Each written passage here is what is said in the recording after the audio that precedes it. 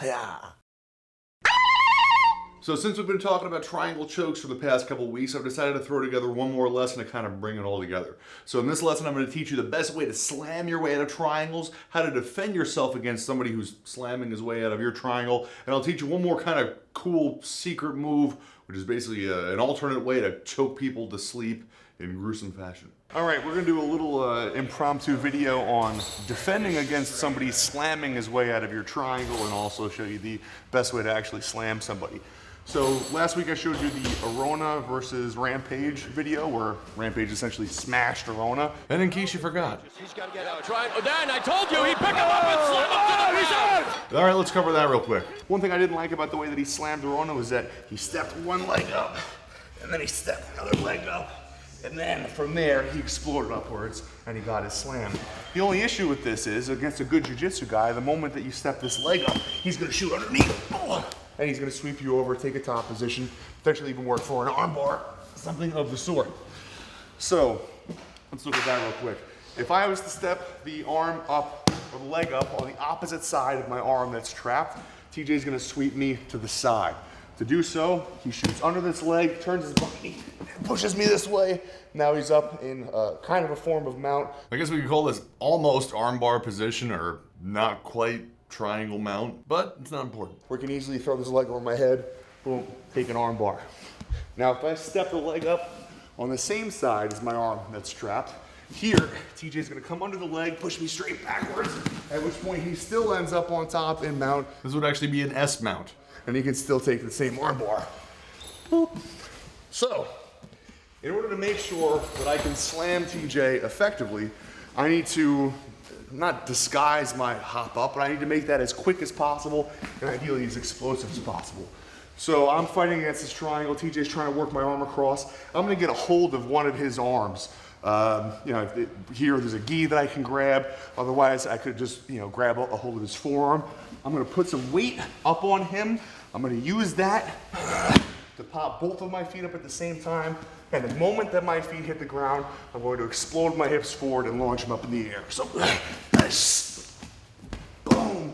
And then you have an effective slam. And since you're doing this in one explosive movement, you have as little chance of the guy defending it as possible because it's sudden. He doesn't have time to react. If you step up one leg and then you step up the other leg, the guy has plenty of time to figure out that you're about to hoist him off the ground and smash his head into the pavement or whatever you're fighting on. Also, trapping the guy's arm makes him exactly half as likely to reach under one of your legs. Now, even if I do this as sneaky as possible and it comes out of nowhere, TJ can still defend it by shooting underneath my leg.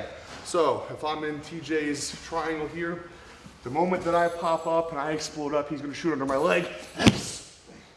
He catches my leg, I would effectively be picking myself up off the ground, and since that's pretty much impossible to do, well, my slam is stifled, then TJ still finishes the triangle. Now, the deeper you shoot your arm under the guy's leg, the better your defense is going to be, because obviously you have a more thorough grip on the guy's leg. And speaking of having a more thorough grip, the deeper you've locked your triangle in and the better a grip you have with your legs around the guy's head and neck, the easier it's going to be for you to maintain the triangle after the guy has put you back down. So look, if your triangle is just holding on by a thread and then he picks you up and you're anchoring your body on his leg, there's a good chance your triangle is going to break off. But if you have that triangle really locked in, you can support the defense of having the guy pull your body up while you're hooked under his leg, and ideally keep the move. In other words, your triangle needs to be locked tight in order to support this defense. Okay, so one of the fundamental things about finishing triangles is working this arm across the guy's body so you can tighten this down. And by the way,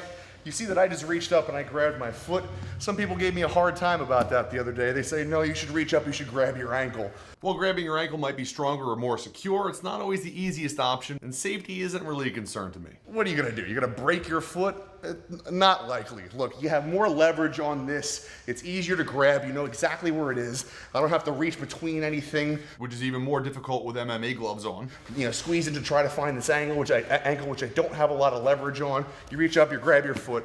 It's fine. You're not gonna hurt yourself. Now, in the worst case scenario, if the guy happens to posture up explosively the moment that you're adjusting your foot deeper into the triangle, you're not gonna break your foot. Your foot's not gonna explode in half. You can just let go of the triangle and move to something else. right? So you're not risking injury like this. And keep in mind, in the middle of a fight, you might be sweaty. It's tough to get a grip on the middle of a sweaty calf. It's a larger object. Look, the edge of your foot, you can grab that every single time. Trying to weave an MMA glove through a little gap in hopes of getting a good enough grip on a sweaty calf or shin. Look, I don't always think that it's the best option. So there's that. Now let's finish the guy with a completely different move just for fun.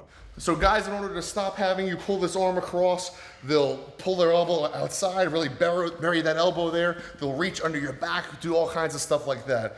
If they do this, you always have the option to do the TeePee, which is an alternative triangle position finish. So if TJ's back here, I'm going to kick my legs straight, essentially crossing my feet and pushing them up at the ceiling. Which kind of looks like a TeePee, thus the name.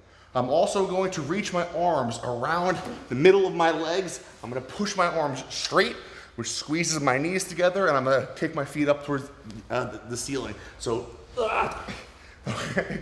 It's like, how would you describe that, TJ? Shoulder pressure, choke. Shoulder pressure, basically your shoulder gets squeezed into your neck in such a way that it cuts off your air supply, but it's like a crush of this entire region. Yeah, sorry. So all at once, you kick up as you reach around, catching an S grip with your fingers here, and then you kick that up towards the ceiling. Okay? That is the TeePee. It feels gross, doesn't it? Yes. All right, there you go. Nice, thanks, buddy. So if you're trying to triangle somebody and you can't get his arm across, TeePee him. And if you're in somebody's triangle, well, hell, slam his ass on the ground. And if you're getting slammed, shoot under the leg and do any of the stuff that we taught you in this video. And otherwise, I guess, try to remain non-violent, because people seem to like that.